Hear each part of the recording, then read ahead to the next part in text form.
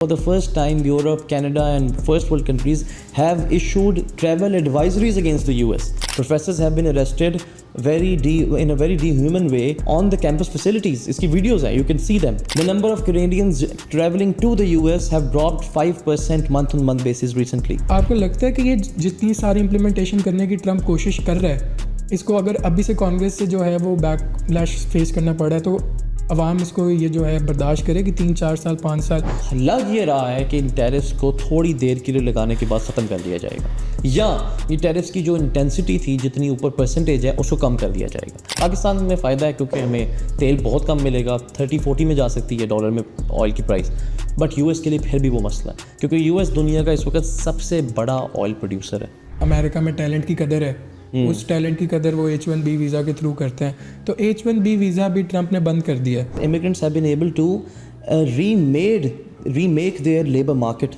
Every South Sudanese person that had a US visa they have been revoked. कि जो tariffs वगैरह है वो मैन्युफैक्चरिंग वापस लाने के लिए और वो सारा कुछ, ताकि अमेरिका के पास उस चीज़ का होल्ड आ जाए। यूएस के अंदर जो मैन्युफैक्चरिंग है समी, वो पिछले 18 माह से नीचे है। According to Yale budget lab, एक हाउस होल्ड जो है यूएस का, it stands to lose $2,000 in disposable income every month because of the tariff. US जो ये कर रहा है उसका जो इम्पैक्ट है वो अपने ही लोगों के लिए सबसे बड़ा। पाकिस्तान में भी contrary to the popular believe, you will see interest rates rising once again. China के लिए जो ये टैरिफ्स हैं ये बहुत बड़ी चीज़ नहीं है। The only biggest power in the US is the US dollar. अभी के इंडिकेटर्स के हिसाब से what do you think who is winning the long term race? Of course China.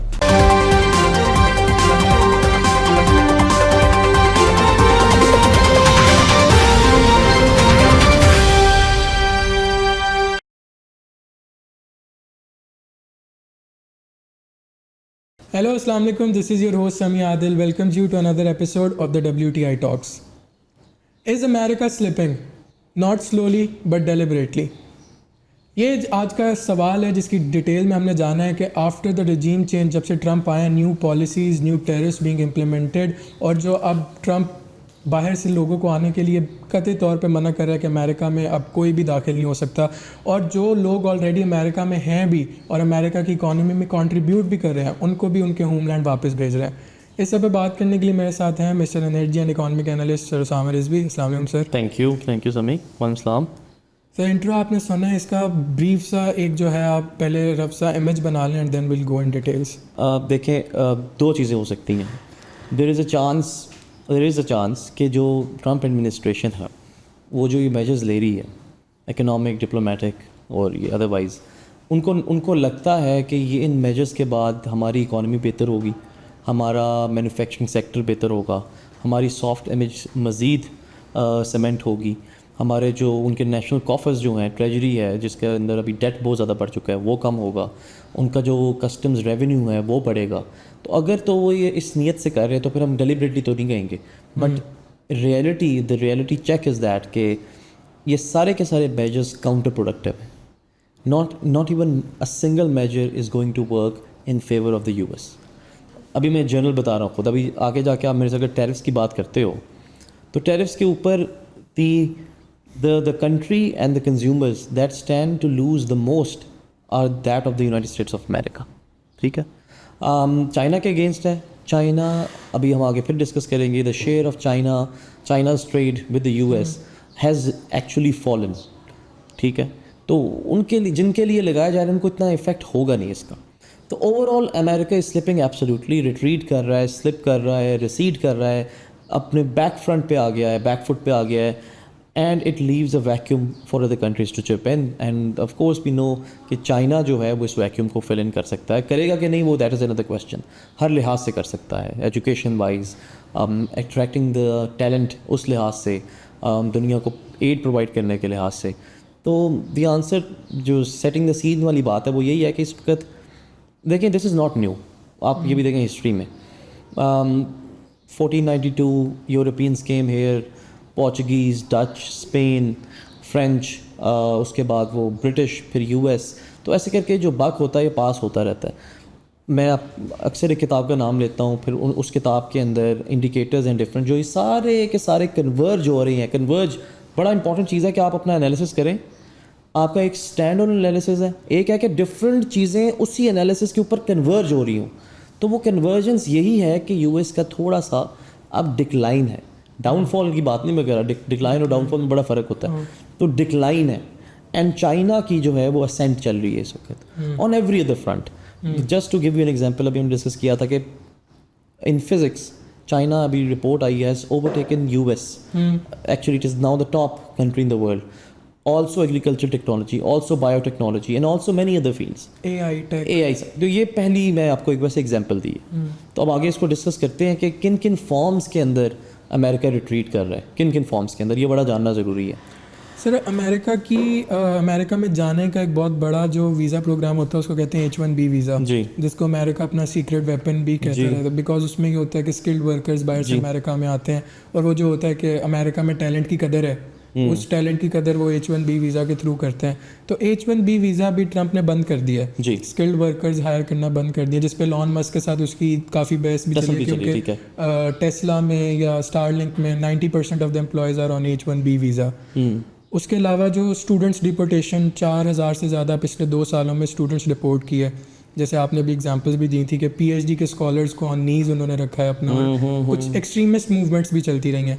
तो सॉफ्ट पावर कितनी ज़रूरी थी अमेरिका के लिए to have that hype that it had, और अब सॉफ्ट पावर किस तरह डैमेज हो रही है? देखो सॉफ्ट पावर मैं आपको बताता हूँ, मैं लेक्चर अगर देता हूँ ना यूएस चाइना पे, तो 4 पार्ट्स में डिवाइड करते हैं, military, economy, diplomacy and soft power. Diplomacy and soft power almost are same but not. वो इंटरनेशनल फ्रंट पे मैं to the appeal to the common person उसके ऊपर बात करना सॉफ्ट पावर की। उस लिहाज से H1B वीज़ा तो एक चीज़ है, टैलेंट अट्रैक्ट करना, टैलेंट के बगैर कुछ नहीं होता। अमेरिका एक इकॉनमी का आइडिया कॉन्सेप्ट होता है ना कि इन्फ्लेशन नहीं बढ़ती लेकिन आपकी एम्प्लॉयमेंट बढ़ रही है। यूएस के अंदर अनएम्प्लॉयमेंट अभी लोएस्ट लेवल पे गई थी, ठीक है, लोएस्ट लेवल पे। तो उसकी वजह से नॉर्मली होता है कि इन्फ्लेशन बहुत ज़्यादा बढ़ जाती है, बट ऐसा यूएस में नहीं हुआ। The only reason, and this is the biggest dilemma, मैं इकॉनमी की बात कर रहा हूँ फॉर अ सेंट्रल बैंक जो उनका फेड है, उनको ये डिलेमा इसलिए फेस नहीं करना पड़ा बिकॉज ऑफ द माइग्रेंट्स। तो मैं खाली लोग कहते हैं ना माइग्रेंट्स का रोल खाली क्या है, माइग्रेंट्स का, immigrants have been able to remake their labour market, ठीक है। अगर वो इमिग्रेंट्स ना होते तो इस वक्त यूएस के जो इकोनॉमिक चैलेंजेस थे वो इससे 10 गुना ज़्यादा होते। तो that is a very important point to understand. Second, H1B visa talent retain करता है। इंपॉर्टेंट इससे ज़्यादा ये है कि जो उन्होंने यूएस एड को टर्मिनेट किया है, पाकिस्तान समेत कितने ज़्यादा ममालिक जो दुनिया में है, यूएस एड की जो आप देखें पिछले क्वार्टर में यूएस की स्पेंडिंग का, यूएस एड का जो हिस्सा था वो 1% से भी कम था। तो कोई इम्पैक्ट तो नहीं ना आया, बट उसके जहन में ये है कि मैंने सब जगह से अपना आपको रिट्रीट करना है। जब मैं एक्स्ट्रा पैसे नेटो में दे रहा हूँ मैं वापस आ जाऊँगा, किसी और क्या कहते हैं ब्लॉक में दे रहा हूँ मैं वापस कर लूँगा। क्यों? क्योंकि मैंने अपने रिजर्व बनाने हैं। एक बिजनेसमैन के लिए सोच रहा, बिजनेस को रन करना, एक मुल्क को रन करना, there huge differences between them. Commonalities भी हैं लेकिन डिफरेंसेस ज़्यादा हैं। तो ये जो सॉफ्ट इमेज है इसके ऊपर एक प्रॉपर, एक ये पहला H1B वीज़ा, दूसरा यूएस एड की टर्मिनेशन, तीसरा सबसे बड़ी चीज़ ये जो यूनिवर्सिटीज़ के साथ स्टूडेंट्स के साथ हो रहा है, Trump has now created a self deportation app. जैसे आप कोविड में बाहर ट्रैवल करते थे तो आपने खुद बताना होता था मैं ट्रैवल कर रहा हूँ और मैं सेल्फ क्वारंटीन कर रहा हूँ, उस तरह आप क्वारंटीन भी करेंगे। There was a video of a journalist, मैं भूल गया, a female journalist, she was standing in front of a jail detention centre, लोग भरे हुए नीचे से ऊपर तक। लोगों ने कहा ये तो हॉलीवुड की किसी एरी सी मूवी का सीन लग रहा है, ठीक है। आज की खबर ये है कि all of the every South Sudanese person that had a US visa they have been revoked। पूरे मुल्क के रिवोक कर दिए। टर्की की वो जो PhD की स्टूडेंट जिसको कैसे आइस के लोगों ने आकर पकड़ा, उसका जज का भी तक वो चल रहा है, उसको डिटेन कर दिया।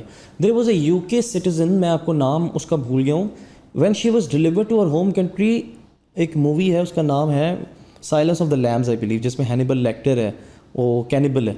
तो उसको वो लेके आते हैं तो उसके ना चेन लगी होती है गले में भी, हाथ में, पैरों में भी। उस लड़की को उस तरह डिलीवर किया गया था। She had chains in her hands and feet.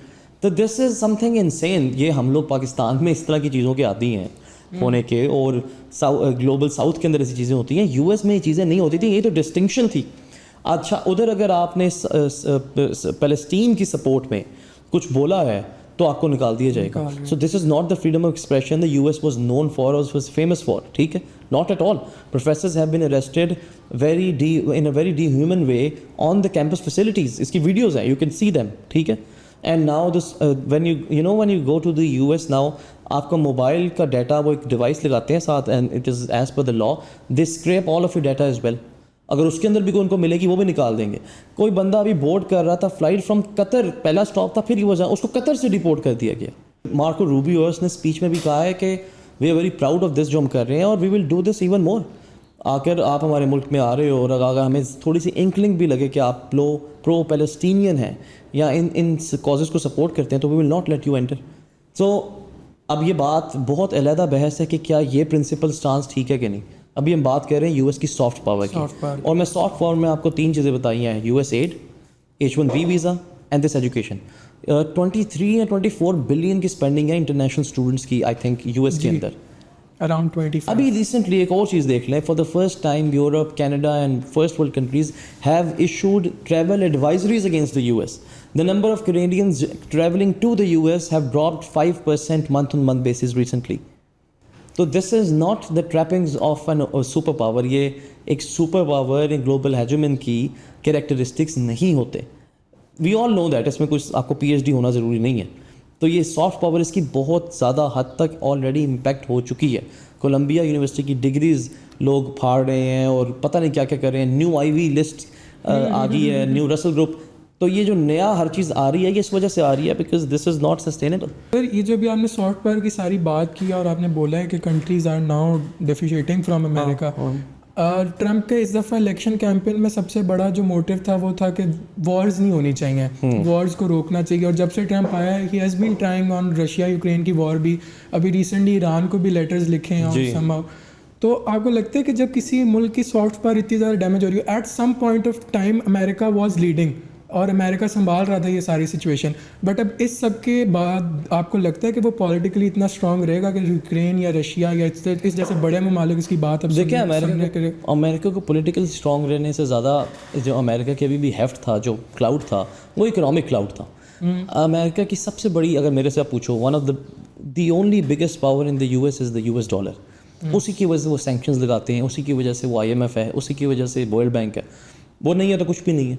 That is backed by a huge military that roams around the world. ये सी लेन्स में भी है, वो एयरक्राफ्ट कैरियर की सूरत में, और ये ट्रूप्स जो हैं मुख्तलिफ़ जगहों पे जो किए गए हैं वो भी हैं. ठीक है, अब यूएस का जो पावर है वो रहेगी, बिल्कुल रहेगी. यूक्रेन के अंदर या जो फर्स्ट वर्ल्ड है उसकी कंट्री की जो अलायंस है, यूएस उसका सबसे बड़ा, मतलब उसकी सुपर पावर है. ठीक है, मैंने जान के डिस्टिंक्शन किया है फर्स्ट वर्ल्ड कंट्रीज़ की, क्योंकि हम अगर ईस्टर्न हेमिस्फीयर में देखें तो अब वो चाइना वो रोल ले चुका है ऑलरेडी, जिसकी सपोर्ट में रशिया और ईरान है, चाइना और द यूएस है हेमिस्फीयर के अंदर, ईस्टर्न एंड वेस्टर्न हेमिस्फीयर.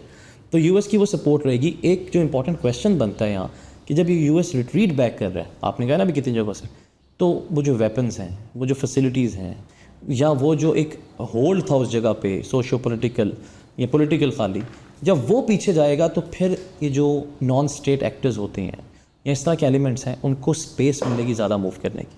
तो इस लिहाज से this is ironic and paradoxical कि Trump while retreating back in order to avoid war might end up having more militarization in the world, might end up having more conflicts in the world, might end up having more instability in the world, just because they have stepped back. क्योंकि step back की history Vietnam, Afghanistan, हर जगह से भी repeat हुई है कि जो चीज़ initiate की है यूएस ने, उधर स्टेबिलिटी नहीं आई.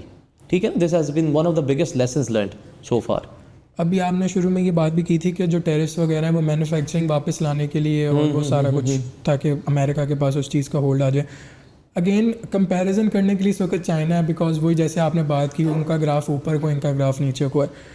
तो अगर मैन्युफैक्चरिंग भी वापस लेके आनी है तो यूएस की जो फैक्ट्री जॉब ग्रोथ है वो लास्ट क्वार्टर में सिर्फ 0.2% जो है वो मूव किया है. जबकि आपको पता है चाइना से वक्त बिजनेस हब बना हुआ है फॉर वेरियस, वो अमेजोन, शॉपिफाई एंड सब, क्योंकि वो इनवाइट कर रहा है लोगों को वहाँ पे बिजनेस करने के लिए. दैट ग्रोथ बाय 7.1%, 6.9% का फ़र्क है. तो सॉफ्ट पावर की वजह से ये भी सारे जो ट्रम्प ने भी, आपने जो जिक्र किया, जिन मुश्किलात का सामना करना पड़ सकता है, उसके बावजूद ये चीज़ भी फेस करनी पड़ रही है. नहीं, देखो ये मैन्युफैक्चरिंग वाला बड़ा इंटरेस्टिंग है. ट्रम्प के टैरिफ्स का जो इम्पैक्ट है, वो कहता है कि $700 बिलियन मैंने रेज कर रहे हैं. That according to Bloomberg constitutes a 9 time increase in the US custom revenue at the moment. ये इम्पॉसिबल, ऐसा हो नहीं सकता. दूसरा, ये ट्रम्प ने जो टैरिफ्स लगाए हैं इस टैरिफ्स लगाने का पर्पस ये है कि वो मैन्युफैक्चरिंग वापस लेके आए। तो यूएस के अंदर जो मैन्युफैक्चरिंग है समी वो पिछले 18 माह से नीचे है। एक होता है ISM मैन्युफैक्चरिंग इंडेक्स, वो 50 से ऊपर हो तो एक्सपेंशन है, 50 से नीचे हो तो कॉन्ट्रैक्शन है। वो पिछले 17-18 माह में शायद 1 या 2 बार 50 से ऊपर गया, अभी कल परसों आई है वो फिर 50 से नीचे है।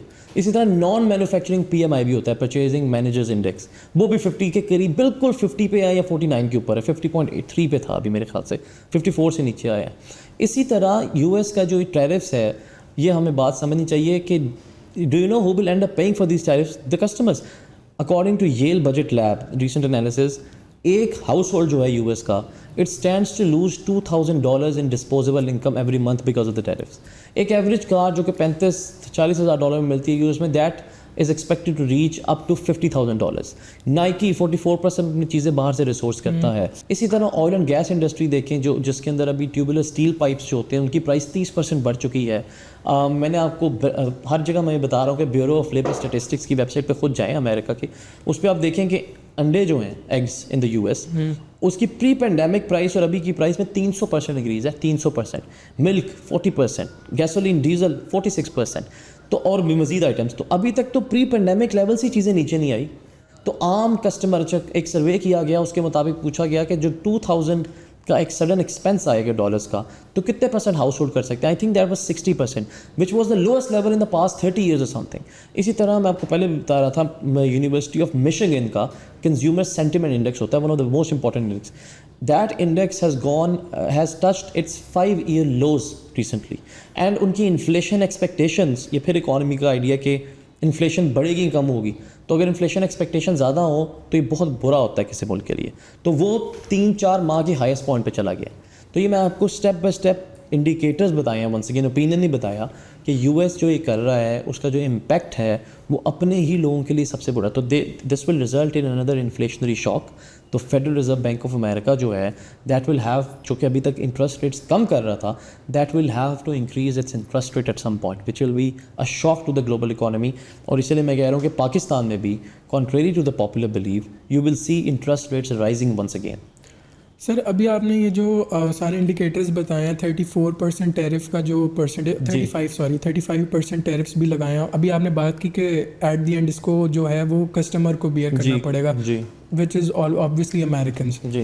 तो अभी आपने वीडियो भी देखी होगी, डेमोक्रेटिक का वो एक पार्टी का बंदा था जिसने कांग्रेस में जाके shame Elon Musk and shame Donald Trump because they haven't faced them in Congress after ये टैरिफ लगाने वाला। और वो एक्सप्लेन नहीं कर रहे कि उनकी ये मूवमेंट किस लिए है, बिकॉज जैसे अभी आपने बोला उनको भी नज़र आ रहा है कि ये आवाम के लिए बुरी है।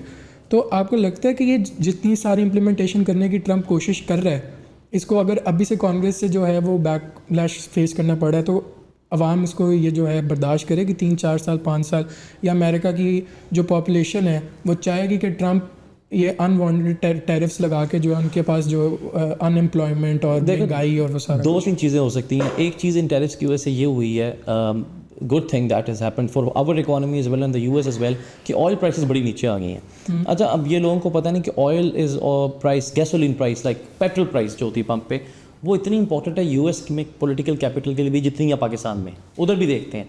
आई believe a few cent of increase in oil corresponds to a loss or addition of $1 billion in consumer spending in the US। कुछ सेंट्स अगर बढ़े ऑयल या कम हो तो वो $1 अरब कंज्यूमर स्पेंडिंग बढ़ती या कम होती है, ठीक है। एनर्जी प्राइसेस बड़ी इंपॉर्टेंट है, और मैंने अभी आपको कंज्यूमर का हाल बताया, जब कंज्यूमर का हाल और नीचे आ रहा है तो अगर एनर्जी प्राइसेस भी नीचे आ रही हैं तो हो सकता है एट सम पॉइंट दोनों चीज़ें ऐसे कन्वर्ज करें कि वो थोड़ी देर के लिए चीज़ें स्टेबल होती हुई नज़र आएंगी। बिजनेसेस के लिए अच्छा नहीं है, मैं कंज्यूमर्स के लिए बात कर रहा हूँ इस लिहाज से, जो आपने बात की ना कि वो आवाम के पास।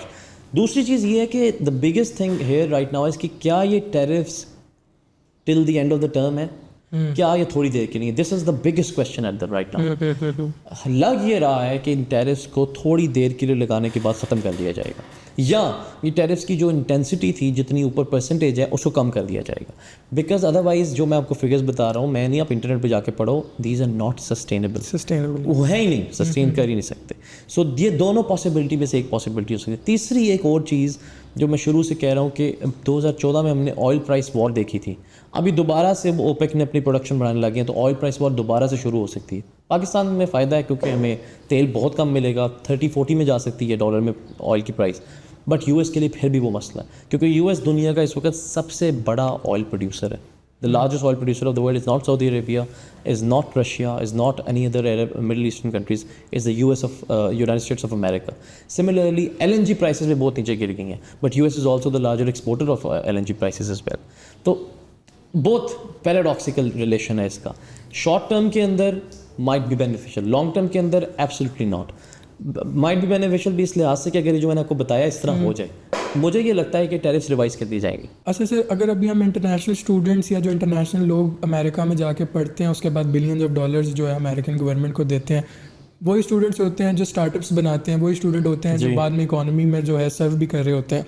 आपने भी बात की थी कि अमेरिका का ग्राफ डिक्लाइन पे है एंड चाइना का ग्राफ जो है वो अपवर्ड जा रहा है। इस वक्त पे आके इस पॉइंट ऑफ टाइम पे ख़ास तौर पे जब आपका ग्राफ इस तरह है, उनका ग्राफ इस तरह है, इन इंटरनेशनल स्टूडेंट्स या इन बिलियन ऑफ डॉलर्स या इन स्टार्टअप्स को ईजीली चाइना या कनाडा या रशिया इनको हैंड ओवर करना अमेरिका अफोर्ड कर सकता है? बिल्कुल भी नहीं कर सकता और ना ही अलाउ करेगा ऐसा। लेकिन यही तो दिस इज़ द रीज़न मैं आपको कह रहा हूँ, नाइकी है, यूएस की बिग ऑयल फर्म्स हैं, ऑयल फील्ड सर्विसेज हैं, यूएस की मैन्युफैक्चरिंग है, वो ये जो बड़ी बड़ी फर्म्स होती हैं ये अपने वेंडर्स या अपनी रिसोर्सेज सप्लाई चेन एकदम से तो नहीं चेंज करते। उनको फिर भी चाइना से जो वो ले रहे थे लेना पड़ेगा, लेकिन सिर्फ बड़े ज़्यादा रेट के ऊपर। That is how tariffs are negative ना। अगर तो वो शिफ्ट कर जाएँ फिर तो कोई मसला नहीं क्योंकि वो पर्पस पूरा हो जाएगा, वो शिफ्ट ही तो नहीं कर सकते। तो अब इसमें होगा ये कि अभी रिसेंटली IMF की रिपोर्ट आई थी, उसे बोलते हैं ग्लोबल फ्रेगमेंटेशन। तो अगर आप वो ग्रीन फील्ड इन्वेस्टमेंट देखें ना, FDI मतलब नए प्रोजेक्ट्स इकोनॉमी की कहाँ होते हैं, उसमें दो चीज़ें हुई हैं समय।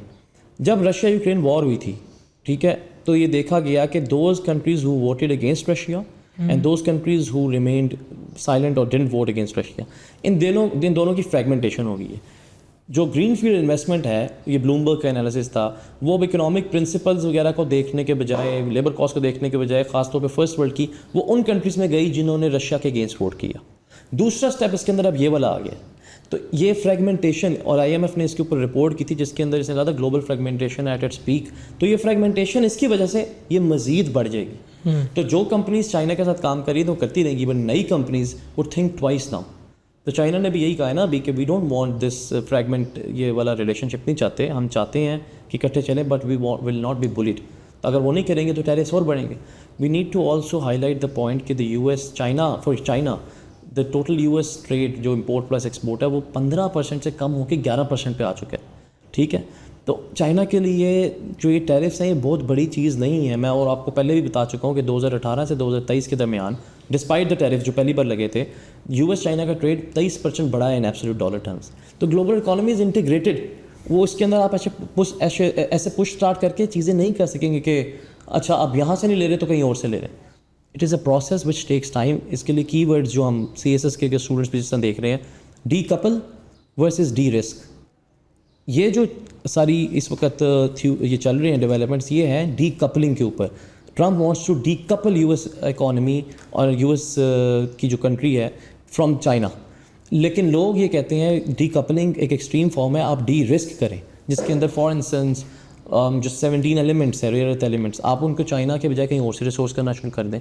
17 के 17 नहीं कर सकते, 1-2 कहीं से करना। और US ने ऐसा किया भी है, जर्मनी में US अपने पास 20 के प्लांट्स लगा रहा है। That is a sane approach, that is a positive approach. Decoupling is always going to be chaotic। Sir अभी आपने इंडिकेटर्स बता दिए, आपने अपने हिसाब से वो सारा इकोनॉमी और उसको जो है वो सम अप कर दिया। अभी हम US चाइना कर रहे हैं बिकॉज वही बात डिक्लाइन एंड अपवर्ड्स। तो after all this tariffs been implemented, Germany और जापान भी करते हैं, बट वही बात आपके वाली कि परसेंटेज इतनी ज़्यादा नहीं होती है जो अफेक्ट कर रही है। हम भी करते हैं, पाकिस्तान भी करते हैं। America being very strict to the allies, चाहे वो इंटरनेशनल स्टूडेंट्स बुलाने में हो, बिजनेस स्टार्ट करने में हो, स्टार्टअप्स में हो, and China being very negotiable, international scholarships देना, वहाँ पे स्टार्टअप्स के लिए इतना इजी सारा वीज़ा प्रोसेस एंड उसको करना। अभी के इंडिकेटर्स के हिसाब से what do you think who is winning the long term race? Of course China. And China खाली चाइना नहीं, अभी ब्रिक्स में कल परसों 1-2 और कंट्रीज़ ऐड हुई हैं। मतलब China led world order, I would believe कि इसके अंदर हम ऑलरेडी स्टेप इन कर चुके हैं। फिर वही बातें, मेरा ओपिनियन नहीं है, मैं फिर स्टैट्स में जाऊँगा, it will become boring, but look at the global energy flows, वो कहाँ से कहाँ आए हैं, look at the global green field investment, look at FDI किसको सबसे ज़्यादा मिलती है, look at the people who come back to their country the most. हम इन चीज़ों को और भी डिस्कस कर चुके हैं सभी, किस चीज़ों में, फिज़िक्स में चाइना आगे चला गया, उन चीज़ों में आगे चला गया। तो जब ग्लोबल मैक्रो इंडिकेटर्स आप देखते हैं तो पता लगता है कि चाइना वाला जो साइड है, एंड द पॉपुलेशन इज़ यार 80% of the world population live in the developing world.